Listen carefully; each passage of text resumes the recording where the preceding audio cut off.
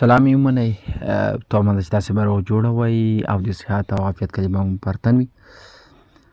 ګرانو زده کوونکو، نن دی 10 فصل لغتونه دي، وروستی فصل دی. دغه درس پاتې و یو څه. اباو منه د پاسه، او دوهم لغت اهیډ منه وړاندې، او امونت مقدار، بلیف عقیده باور، سنتر مرکز، سنتر منه مرکز، کامن عام عمومی، کاست منه قیمت لرل یا مصرف کولو ته هم وای. ډیمونستریت ښودل څرګندول. ډیفرنٹ مختلف، ایویډنس ثبوت،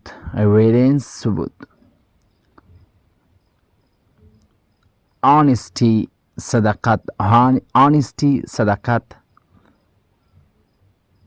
ایډیم اصطلاح، انډیپندنٹ خپلواکي مستقل، انساید دننه، ماسټر ښوونکی، میموري یاداښت، پراپر سکین په ځیرکتیا سره کتل، موږ خپله سکین ورته وایو.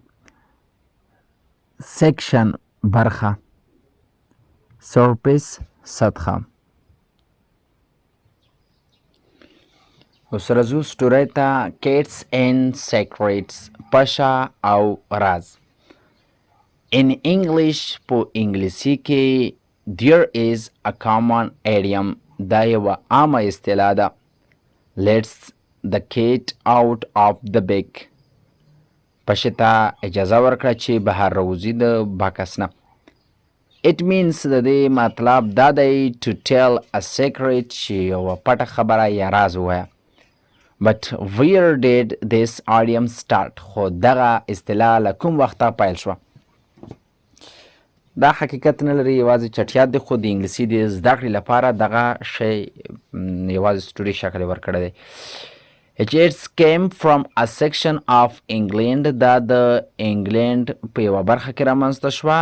long ago، مخکې وختونو کې، people خلک، dear هلته، went town to town بل ښار ته، to sell things چې شیان خرڅ کړي.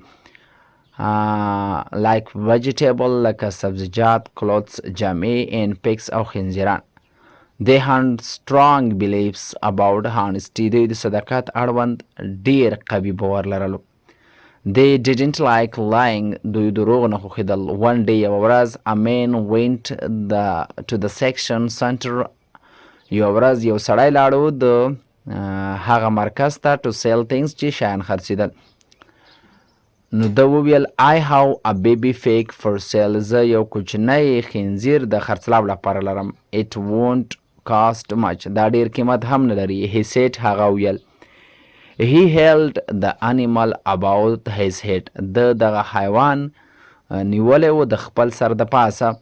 his style was different from honest people style، د هغه سټایل هغه ډیر تفاوت لرلو د رښتینې خلکو څخه. he was a master of tricking، دا یو مستر و د ورکول، and lying او دروغ ویلو، یعنی دروغ ویلو کې او چال ورکونه کې ډیر ماهر و.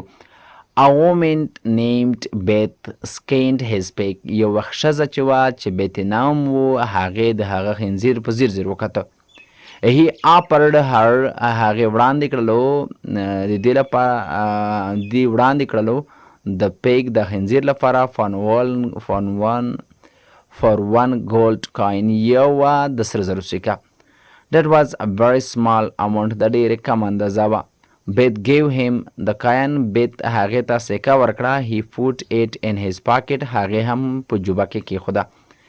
he walked ahead of Beth، هغه قدم وهلو د Beth پر وړاندې یا د هغې په طرف باندې to get the pig، تر څو هغه خنزیر ورڅخه واخلي. he gave her a closed bag and said، هغې دې ته ورکړو یو بند بکس او ورته ویله here is your pig، په دې کې ستا هغه خنزیر ده. He then leapt very quickly خو په ډېرې تیزۍ سره یې هغه سهار بیا پرېښوی. Looked at the back surface هغه بیت هم وکتل د هغه بکس سطحې ته. It was moving د حرکت کولو. She opened it هغې خلاص کړو هغه to let the pig out ترڅو هغه خنزیر ته بهر وتو اجازه ورکړي. A cat was inside خو دننه پکې پشه وه. He tricked me هغه ویل هغه خو ماله چل راکړ. That isn't proper دا خو مناسبه نه ده. She said دی وویل. Later وروسته the man returned to trick more people بیا راوګرځېدو هغه سړی تر څو نور خلک هم دوکه کړي. بیت saw him بیت هغه ولیدو. And the memory of the cat came back او هغه یاداښت ذهن ته راغی کوم چې پښې ته یې د بیرته راوتو خبره وه. She told her دی وویل friends ملګرو ته. They stopped him دوی هغه ودرولو but no one knew مګر هیڅوک نه پوهېدل خو څه وکړي اوس. Someone said بعضې وویل we need independent موږ پراخ خپلواکۍ ته ضرورت لرو چې خپلواک و. inferior person او منشف شخص ته یو خپلواک او منشف شخص ته اجازه ضرورت لرو to decided چې د دې په اړه پرېکړه وکړي. دوی went to the judge دوی قاضي ته لاړل قضاوت ته لاړل ته قاضي ته ورغلل. Beth told him بیت وویل هغه ته about the kids in the back د پشي اړوند چې په بکس کې راته یې سره کړې وه. The judge asked دغه قرضي ورڅخه وغوښتل is there evidence آیا کوم ثبوت لرئ هلته. Can you demonstrate how he did it ته یې ماته ښودلی شي چې څنګه دغه کار ده ترسره کړ. Look in his bag وګوره د هغه بکس ته. said بیت ورته ویل. she opened it هغه خلاص کړو of the bag او اجازه یې ورکړله پښې ته چې بهر راوځي. they learned دوی زده کړل the main secret دغه په دې وخت کې دوی یعنې وپوهېدل هغه قاضي وپوهېدو د هغه سړي چال نه راز نه. and he went to jail او جیل ته یې ولېږه.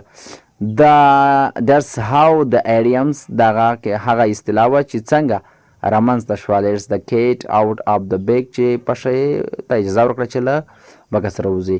came to means د دې مطلب دا to tell a secret چې ماته یو راز ووایه.